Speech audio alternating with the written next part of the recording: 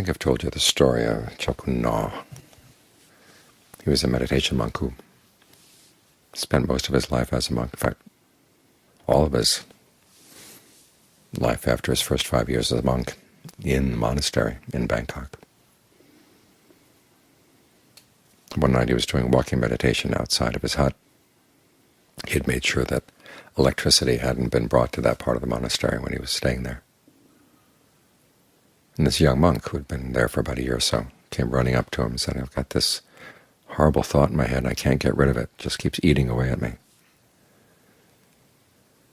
And Chokun No says, "Well, you're following the wrong duty." Went into his hut. Fortunately, the young monk had been studying enough of the Dhamma to realize what Chokun No was saying. The Four Noble Truths, each of those truths has a duty. And thinking about thoughts that wear you down, about what's wrong with you, things you've done in the past that you feel ashamed of, is not one of your duties. That's nothing to develop. What you develop is the factors of the path. And one of the factors that's important there is motivation and right effort, because you do have other duties you've got to do, and if you waste your energy by pulling yourself down,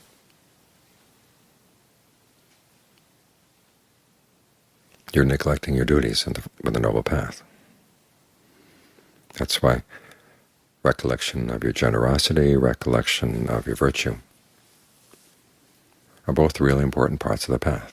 They're not there to make you just feel like you're good as you already are, but they're there to give you the energy you need to pick up your duties and carry them on. Because as the Buddha said, death can come at any time. Just the thought, here I've got a breath that I can breathe in and breathe out. Let me practice for that breath. If you're thinking that way, you're being heedful. If you're sitting there thinking, I just want to wallow in my misery for a while, that's heedlessness. Sometimes we think that it's being realistic, that we really believe the voices in the mind that say, I'm a really bad person, I'm a horrible person, I'm never going to get anywhere with this practice, I might as well give up. That is a destructive voice, and it's not really helpful in the path at all. In fact, it gets in the way. This is one type of thinking that the Ajahns in Thailand are constantly hammering against. Just sit there and you're destroying yourself with your thoughts. That's not helpful at all. You make yourself a burden to yourself, and often you make yourself a burden to others. But the most important thing is that you're neglecting the duties. You've got this opportunity right now. You've got this breath coming in right here, right now. And you don't know how many more breaths you're going to have. Death comes. It can come very swiftly, without any warning. And your last breath should be one that says, at least I practice with that breath. I'm right here. And when you're thinking about your generosity and your virtue as an habitual practice, it's going to make it that much easier to remember those things when the moment of death really comes, when you need something good to hold on to. If you're constantly wallowing in thoughts of things I've done in the past that were really embarrassing, or things I've done that were really horrible, those thoughts are going to come back as an habitual groove in your mind as the body weakens.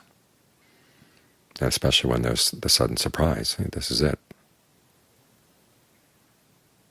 And the mind just starts grabbing at anything. You don't want it to be habitually grabbing at that kind of thing. So think about the times you've been generous. That question this afternoon, what gift did you give that you most enjoyed giving? That's something we should actually think about.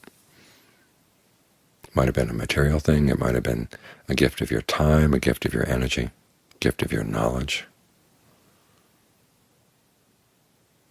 What's something you really enjoyed most giving? And we're talking here about gifts that are not required, like for Christmas or birthdays or whatever. They're the more spontaneous gifts. Similarly with the precepts, the times when you could have harmed somebody or could have harmed yourself, but you didn't. You're glad that you were able to make it past the temptation. Okay, those are thoughts that you want to be able to access easily. Unlike the girl today who was asked what gift she most enjoyed giving, and she was caught up short. After all, today is the day about getting, but the important thing is realizing it's the giving where the real joy is. You get things, and they're interesting for a while, and then you lose interest, and you look for the next thing and the next thing. And the joy that comes from getting something doesn't last very long. The joy that comes from having given something, that can last for a whole lifetime. The joy that can come from realizing I could have done something really bad and I didn't do it at that one time at least. That's a joy that has a lot of staying value. And it's there as part of your motivation and right effort. It's something to be developed. Again, it's not to give you the sense that I'm a great person, but it's enough to give you the sense, okay, I've got some worth to me. And I can take that worth and I can take that energy that comes from reflecting in these ways and devote it to the practice.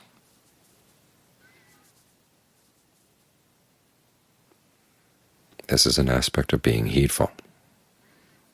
You have to learn how to connect those two ideas in our mind.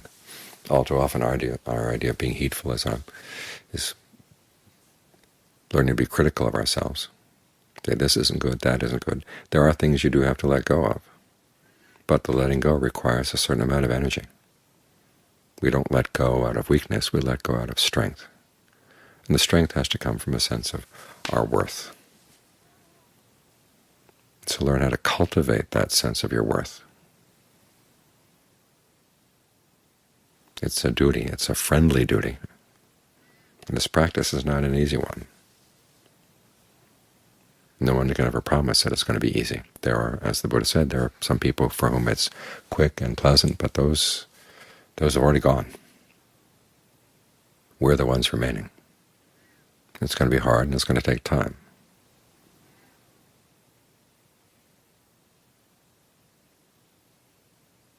So you've got to learn how to strengthen yourself from within, and this is one of the important ways of doing it, one of the most healthy ways of doing it. And if you look back and there are no gifts that you really are happy that you gave, well, start thinking up some gifts that you would be happy to give. Again, if you don't have the money, think about the gifts of your time, gifts of your energy. We're here in the monastery. It is an economy of gifts. Everybody here is giving one thing or another. Nobody's getting paid. But you might want to think about extra special ways that you might want to give something that you'd feel really satisfied with having given it. Because the effect of that ripples through. When the Buddha started his gradual discourse, he always started with generosity to get people ready to see the Four Noble Truths. He wanted them to reflect on the times that they had been generous. And they went on to the precepts of virtue. They wanted to reflect on the times they've been virtuous. And think about the rewards of these things. They lead to rebirth in heaven. Okay, once he'd strengthened you in that way, given you a sense of your own well-being, okay, that's when he'd say that there are limitations here. But you look at the limitations after you've been strengthened, after you've got a sense of your own inner worth.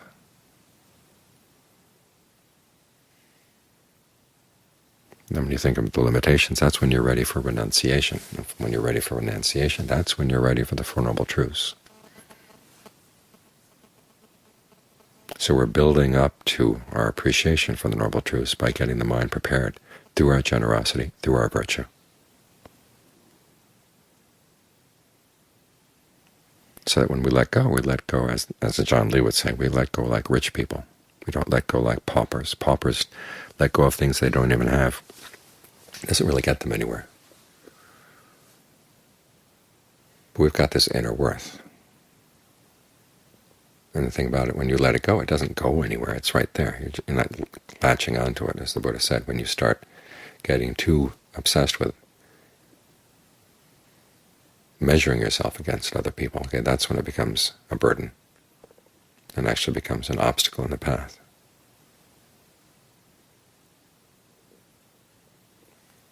But learn how to reflect in a way that gives energy to your practice, that heightens your heedfulness. You realize you need strength. to face this difficult path. And part of the strength comes from remembering the good things you've done, taking joy in that.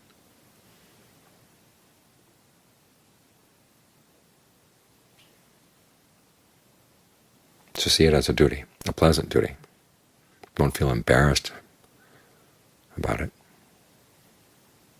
Some people feel embarrassed about extending goodwill to themselves or thinking about their past generosity because they feel, well, it's not real. It's real. I mean, we admit that there are things that we've done in the past that are not so good. But for the sake of putting it into suffering, you don't want to dwell on them.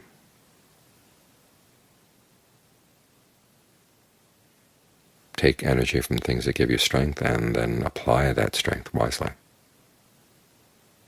That's what keeps you on the path.